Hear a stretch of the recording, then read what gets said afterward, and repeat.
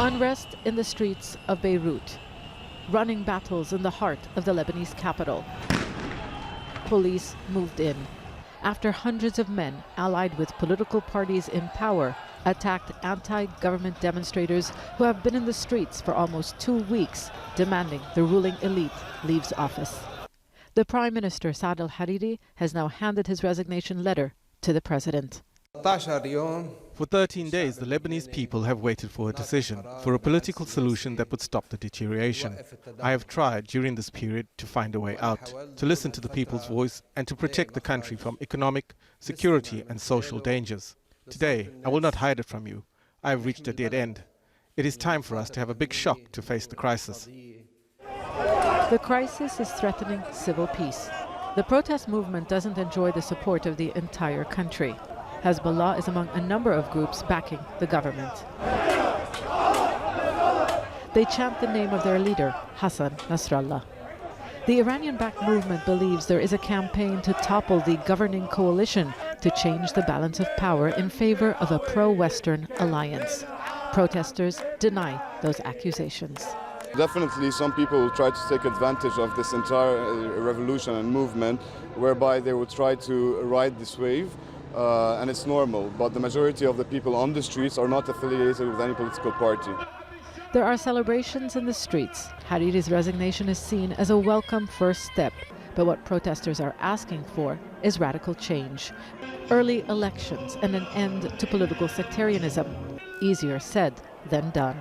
The question is, will this trigger now a process by which Hezbollah, which is the critical player in the background, as well as the president, Michel Aoun and his party and his son-in-law, Gibran Bassil, will those people agree to a technocratic government?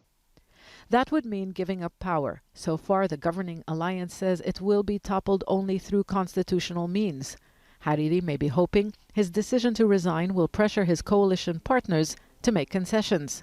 A Hezbollah-led government needs political cover from someone like Hariri, who enjoys the support of the international community. What began as a spontaneous protest movement is now a political crisis that's spilled onto the streets. Lebanon's fault lines are deep, and it's unclear what happens next.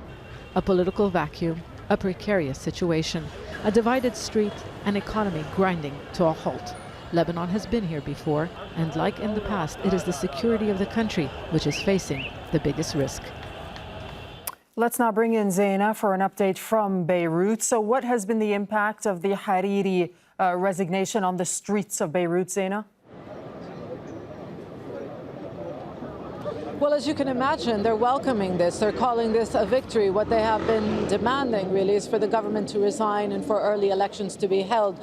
They want to get rid of a ruling elite that has been in power for, 30 years now? Since the days of the Civil War, they believe that they're corrupt. They believe that they mismanaged the country. So people here are welcoming it, but they're also realizing how dangerous it is to remain in the streets. As you saw in our package a short while ago, they came under attack by supporters of the government. So now civil society groups, protesters, they're talking about the possibility of opening roads, no longer blocking roads across the country, and instead focus their protest action outside government institutions and most likely demonstrate in some squares across the country. So it is a very dangerous divide. The Prime Minister has now resigned. He submitted his resignation to the president. The president has still not spoken or reacted to that yet. We understand he's going to give his reaction tomorrow on whether or not he's going to accept that resignation or whether or not some sort of a compromise can be reached in order to avoid a very dangerous political vacuum in this country.